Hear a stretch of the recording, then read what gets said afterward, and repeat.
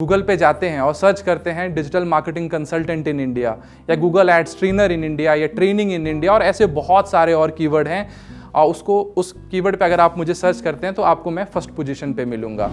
जब एक स्कूलिंग आगे बढ़ रही थी तो फादर की इनकम इतनी ज़्यादा नहीं थी कि जिसके बेसिस पे मैं ये कह सकता हूँ कि सारी चीज़ें ईजिली हो जाती। 10th तक बहुत अच्छा था बट 12th में आके थोड़ा सा इतना अच्छा परफॉर्म नहीं कर रहा था जो कि मुझे एक्सपेक्टेशन था कि मैं कर सकता हूँ। तो मैं तो ये कहूँगा कि मुझे बहुत अच्छे पेरेंट्स मिले उस टाइम पे। अगर वो सपोर्ट ना करते तो शायद मैं आपके सामने में अपनी जर्नी या जो भी मैं एक छोटा सा आपको एक स्टोरी बता रहा हूँ वो शायद ना बता पाता।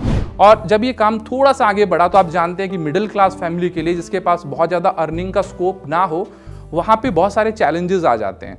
तो गूगल एड्स और एसईओ मैं मानता हूँ मैं गूगल का एक्सपर्ट हूँ। मैं ये नहीं कहता कि मैं एसईओ का या गूगल एड्स का एक्सपर्ट हूँ, मैं कहता हूँ मैं गूगल का एक्सपर्ट हूँ, digital marketing consultant in India. और मैंने उस कीवर्ड पे जाके काफ़ी काम किया, काफ़ी वर्क किया और मैं करीब 4-5 महीने में नंबर 1 की पोजीशन पे रैंक कर गया।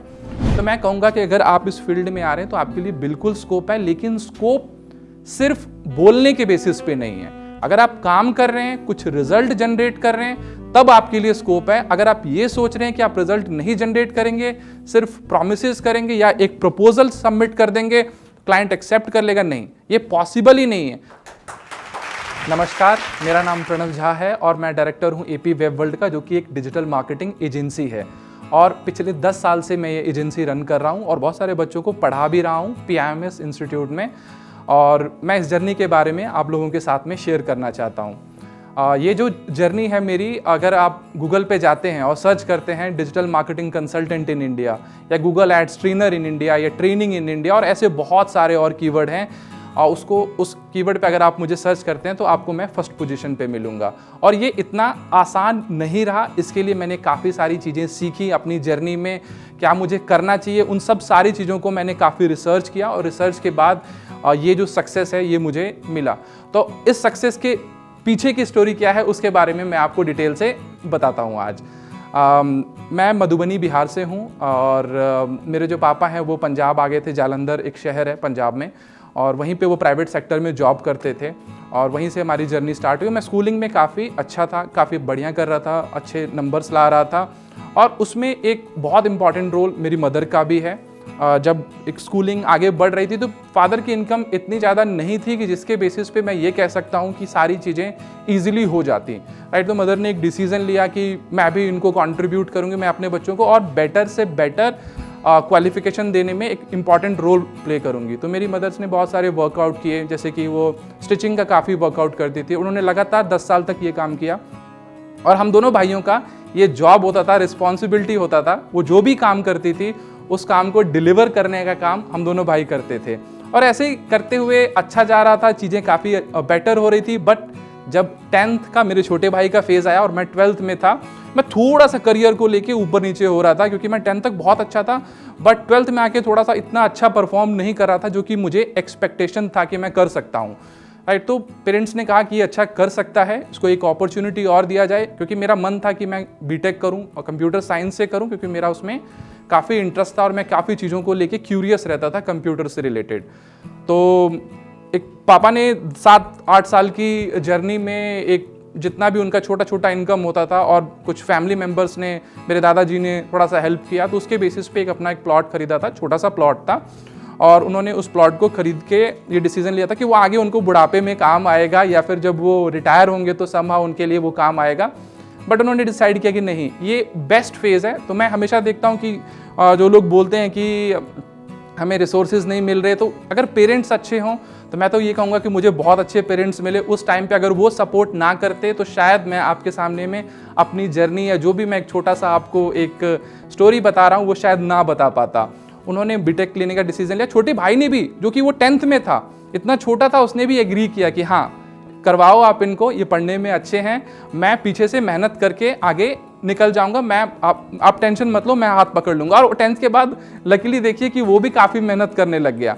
उसने कॉमर्स किया और मैंने कंप्यूटर साइंस से अपना ग्रेजुएशन बेसिकली कंप्लीट किया, राइट। उसके बाद मैं दिल्ली आ गया और दिल्ली में आके मैंने एक इंटर्नशिप ज्वाइन की। विवेक जी थे, उनके पास में एक IITians का स्टार्टअप था, एक कम्युनिटी सॉफ्टवेयर था, उस पर मैंने काम किया as a testing engineer. But मुझे लिखने का बहुत शौक था तो मैं बेसिकली क्या करता था, जब भी मैं अपने जॉब को कंप्लीट करके आता था तो मैं रात में बैठ के नॉर्मली 3-4 घंटे जो है वो लिखने का काम करता था। और बहुत सारी साइट्स हैं ऐसी, जैसे फ्रीलांसर, फाइवर, अपवर्क, तो उन सब से छोटे छोटे असाइनमेंट्स कलेक्ट करके मैं लिखने का काम करता था और वहाँ से एक ठीक ठाक अर्निंग निकल रही थी। तो ये चीज़ जो है, मेरे जो रूममेट्स थे जो मेरे साथ में रहते थे वो भी IT प्रोफेशनल्स थे, और एक मेरा साथ में कॉलेज का ही फ्रेंड था अमरेश, वो मेरा बहुत अच्छा दोस्त भी था। तो हम लोगों ने डिसाइड किया कि यार तू लिख अच्छा लेता है, तू बोलने में भी अच्छा है, मार्केट में जाके लोगों से बात कर सकता है, तो क्यों ना हम देख रहे हैं बहुत सारे लोग ना वेबसाइट बना रहे हैं या सॉफ्टवेयर्स बना रहे हैं, ERP सॉफ्टवेयर्स बहुत उस टाइम पे पॉपुलर थे, तो क्यों ना हम ऐसा कुछ काम करें जिसके बेसिस पे मार्केट में कुछ अच्छी अर्निंग निकाली जा सके। तो मुझे लगा कि हाँ ठीक है, ये काम सही कह रहे हैं, तो हम सब ने मिलके इस काम को बेसिकली स्टार्ट किया।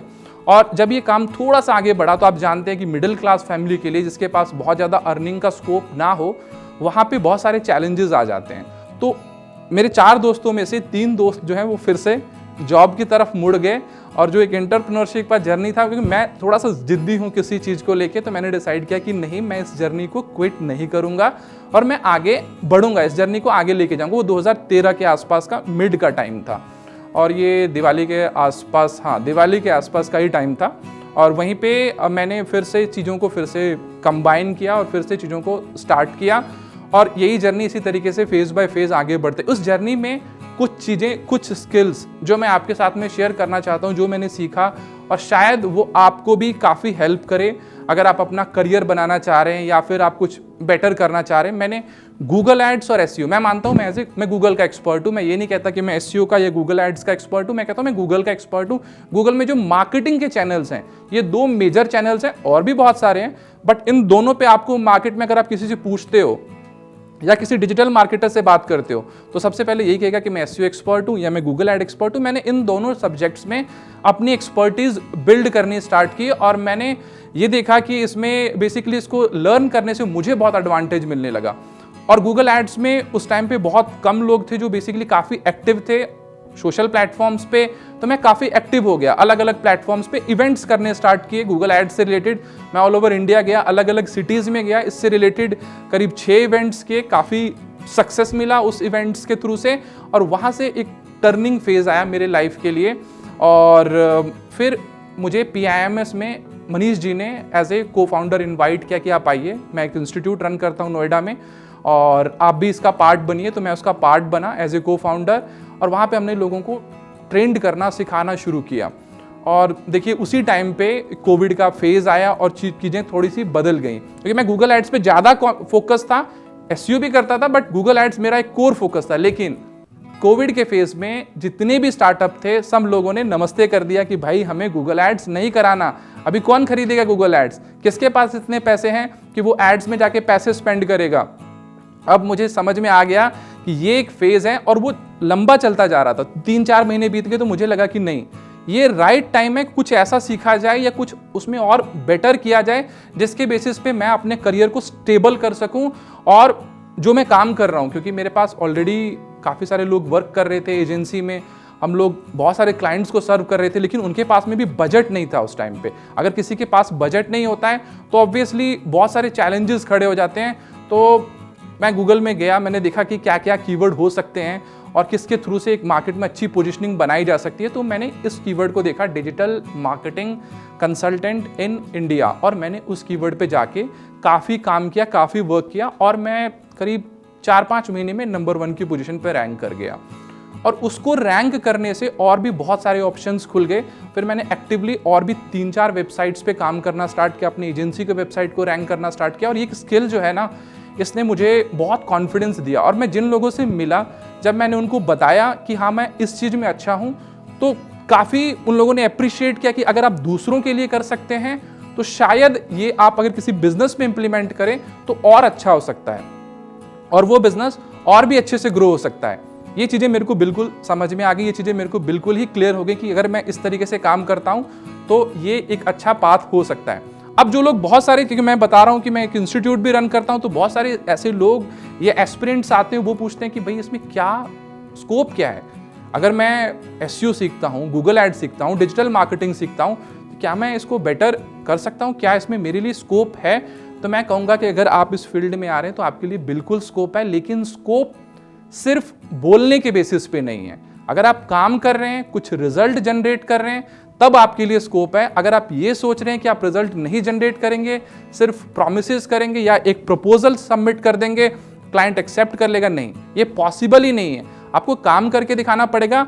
जो प्रपोजल मेरे 6 महीने में अप्रूव होते थे या 3 महीने में अप्रूव होते थे, वो प्रपोजल 15 दिन में, 20 दिन में अप्रूव होने लगे, क्योंकि हमने स्क्रीनशॉट्स दिया। और आपको पता है, अगर आप गूगल पे जाते हैं, आप सिर्फ इस कीवर्ड को डालिए या किसी भी कीवर्ड को डालिए, आपके सामने में कट्ठा चिट्ठा आ जाएगा। सामने वाले के बारे में आपको सब कुछ पता चल जाएगा। आपको कुछ करने की जरूरत नहीं है, क्योंकि गूगल में कोई भी चीज आप हाइड नहीं कर सकते। जो मैं बोल रहा हूं वो सामने वाले के पास में ऑप्शंस है कि वो जाएगा, उसको एक्सप्लोर करेगा, ढूंढ लेगा, सर्च कर लेगा और इजीली उसके बारे में वो पता कर लेगा। तो इसमें कोई बहुत बड़ा पीछे का वो ऐसा चीज नहीं है जिसको आप, बहुत सारी इंडस्ट्रीज में ऐसा होता है आप चीजों को हाइड करके रख सकते हैं। इस इंडस्ट्री में ऐसा बिल्कुल नहीं है, ये बिल्कुल ट्रांसपेरेंट है। आपको जो आप कर रहे हो सामने वाले को दिखेगा, रिजल्ट दिख जाएगा। रिजल्ट नहीं आएगा, वो आपकी बातों से कन्विंस नहीं होगा, आपको रिजल्ट से कन्विंस करना पड़ेगा। तो जो लोग आ रहे हैं इस फील्ड में, इस इंडस्ट्री को समझना चाहते हैं, मैं आपको कहूंगा कि आप इस माइंडसेट के साथ में आइए कि पैसे ठीक है, पैसे इज प्राइमरी, सबके लिए पैसे प्राइमरी होते हैं, मेरे लिए भी पैसे प्राइमरी हैं, लेकिन सबसे इंपॉर्टेंट चीज आपके लिए क्या है कि इसमें वो स्किल जिसके बेसिस पे आप किसी के भी कीवर्ड को रैंक करवा सकते हैं या फिर उसके कीवर्ड को बेटर परफॉर्म करवा सकते हैं, ये सबसे अच्छा स्किल होगा। इसमें आपके लिए बहुत सारे ऑप्शंस खुल जाते हैं। आप बेसिकली कंटेंट लिख सकते हैं, क्योंकि अगर गूगल में आपको रैंक करना है तो आपका कंटेंट बहुत अच्छा होना चाहिए। अगर आपको बढ़िया परफॉर्म करना है तो आपके इमेजेस या फिर जो भी आप लेआउट बना रहे हो वो अच्छा होना चाहिए। वेबसाइट बिल्डिंग आपका बहुत स्ट्रांग होना चाहिए, क्योंकि वेबसाइट अच्छा होगा, उसका स्पीड अच्छा होगा, तभी गूगल में रैंक करने की प्रोबेबिलिटी होगी। And then SEO skills. अच्छा, एसईओ स्किल्स में बहुत सारा मिसगाइड है या बहुत सारी चीज़ें ऐसी हैं जिसमें लोग बोलते हैं कि ये सही है, कि ये सही है। एक्चुअली में बेस्ट अप्रोच क्या है? तो मैं ये नहीं कहूँगा अगर आप एसईओ कर रहे हैं तो सिर्फ ऑन पेज कर दिया, ऑफ पेज कर दिया, खत्म। नहीं, ऐसा नहीं है, क्योंकि मैंने पर्सनल एक्सपीरियंस से देखा है कि एसईओ में डे 1 से आपको मार्केट रिसर्च करना पड़ता है। आपको समझना पड़ता है कि एक्चुअली में अगर मैं इस इंडस्ट्री से हूं तो सामने वाला क्या कर रहा है, क्योंकि आपकी इंडस्ट्री के 2-4 एग्जांपल्स तो मार्केट में इजीली होंगे, आप उनसे सीख सकते हैं। अगर आपको इंडिया में नहीं मिलता है तो आप बाहर के ओवरसीज के मार्केट में जाइए। बहुत सारे इंडिया में ना, एक्चुअली बताऊं, ये ट्रेंड अभी भी ना ग्रो हो रहा है। अभी भी अगर पूछे मेरे से इंडिया में टॉप 5 एसईओ के बहुत अच्छे एक्सपर्ट्स कौन से, तो लोग कंफ्यूज हो जाते हैं। अगर यही मैं पूछूं ओवरसीज में यूएसए में कौन है, तो आप इजीली बता देंगे, ब्रायन डीन है या फिर नील पटेल है, और ऐसे 4-5 नाम क्विकली आपके माइंड में आ जाएंगे। बट यहाँ पे आप कंफ्यूज हो जाएंगे। क्यों? क्योंकि यहाँ पे लोगों को फिक्स अर्निंग नहीं दिखता है। अगर आपको रियली में फिक्स अर्निंग करनी है ना इस इंडस्ट्री से, तो आपका सबसे पहला टास्क ये होना चाहिए कि आप इस इंडस्ट्री के जितने भी छोटे छोटे पैरामीटर्स हैं उन सबको समझिए, टेक्निकलिटीज के समझिए, टेक्निकल एसईओ को समझिए। इन चीज़ों को जब आप समझेंगे, इन पे वर्क करेंगे, कंटेंट को ऑप्टिमाइज करेंगे या बेटर करेंगे, तो रिजल्ट आपको 100% मिलेगा। और देखिए, इस वीडियो के थ्रू से पूरा एसईओ तो एक्सप्लेन नहीं कर पाऊंगा, लेकिन इतना जरूर समझा पाऊंगा आपको कि अगर आप कंटिन्यूसली 6 महीने किसी भी कीवर्ड को पकड़ के अच्छा काम करते हैं, अच्छा उसमें भी बहुत सारे वेरिएशंस हैं, क्योंकि आप अगर इसको थोड़ा डिटेल में समझते हैं, अगर कीवर्ड को पकड़ा है आपने, अब उससे रिलेटेड 10 वीडियोस देखिए, ताकि आपको एक एक चीज, एक एक बारीकी समझ में आ जाए कि भाई कीवर्ड में भी वेरिएशंस है, डेटा है, उसके पीछे की क्या लॉजिक्स हैं, कैसे वो काम करता है। और जब आपने डिसाइड कर लिया अपना गोल और अपना फाइनल ऑब्जेक्टिव, तो उसके बेसिस पे आप अपना काम करना स्टार्ट कीजिए और कंटिन्यूसली उस पर काम करते रहिए। आपको कुछ टाइम में उसका रिजल्ट, और बहुत सारी, ये इतना ट्रांसपेरेंट फील्ड मैंने आपको क्यों कहा, क्योंकि इस फील्ड में टूल्स हैं, सर्च कंसोल, एनालिटिक्स, सेमरश, एचआरईएफ और ऐसे बहुत सारे टूल, जो किसी भी वेबसाइट, आप मार्केट में कोई भी वेबसाइट उठाइए, उस वेबसाइट का यूआरएल कॉपी कीजिए, उस वेबसाइट का यूआरएल कॉपी करके अपने किसी भी टूल में डाल दीजिए। सेमरश और एचआरईएफ जो मैंने आपको 2 मेजर टूल कहा, उसमें डालिए, आपको सब कुछ दिख जाएगा कि वो कहाँ से ट्रैफिक आ रहा है, कौन से सोर्सेज हैं, कौन से कीवर्ड हैं। तो अगर आप इसमें करियर बनाना चाहते हैं तो इसमें आपको ना कोई आपसे ना कोई चीज़ छुपा नहीं सकता। अगर आप में रिसर्च करने की कैपेबिलिटी है, आप अच्छे से रिसर्च कीजिए, आपको सारा डेटा मिल जाएगा, आपको सारी इंफॉर्मेशन मिल जाएगी।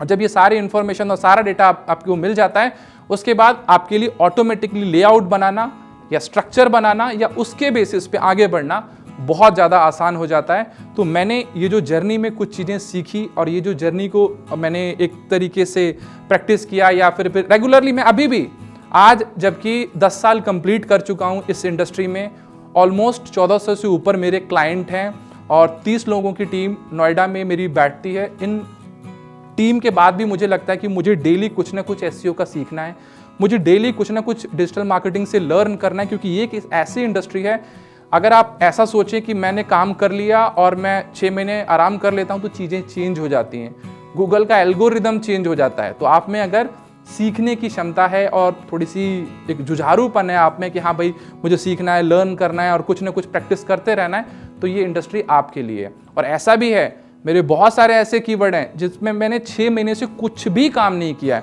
फिर भी वो टॉप पे बने हुए। क्यों? क्योंकि उनके पीछे के जो लॉजिक्स हैं, उस लॉजिक्स को रेप्लिकेट करना इतना ज़्यादा आसान नहीं है, उसको कोई भी इतनी इजीली कॉपी नहीं कर सकता। तो अगर आपकी स्ट्रैटेजीज और अगर आपके आइडियाज़ क्लियर हैं तो आपके लिए चीज़ें आसान हैं।